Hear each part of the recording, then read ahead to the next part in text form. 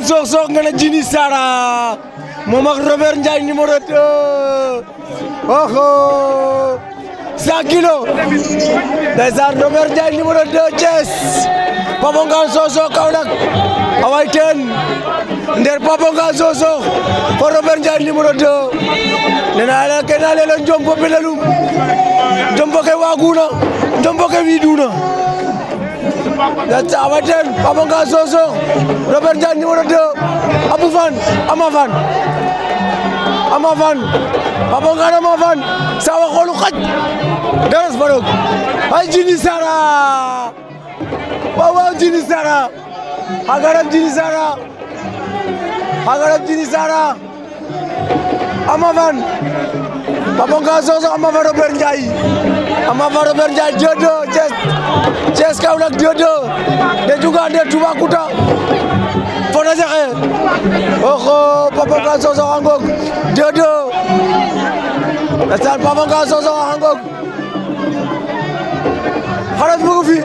ka bugu ma fi fa Toubacouta ndi ay Pape Ndiaye ale garini soy Fafa Yacine Papa Ngane ne ko ñëwal ne na Toubacouta ñëwal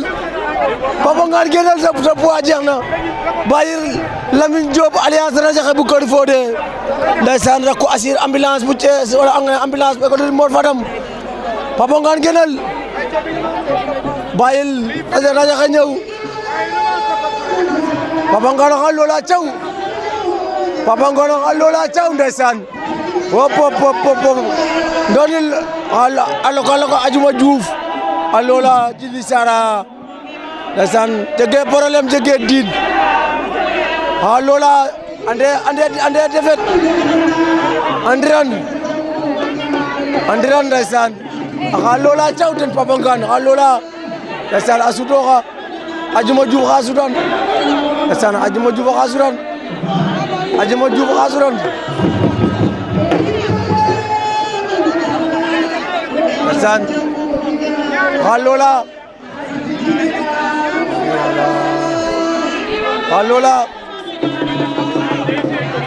arda Papa Ngane Sokh jare xalol ndeysaan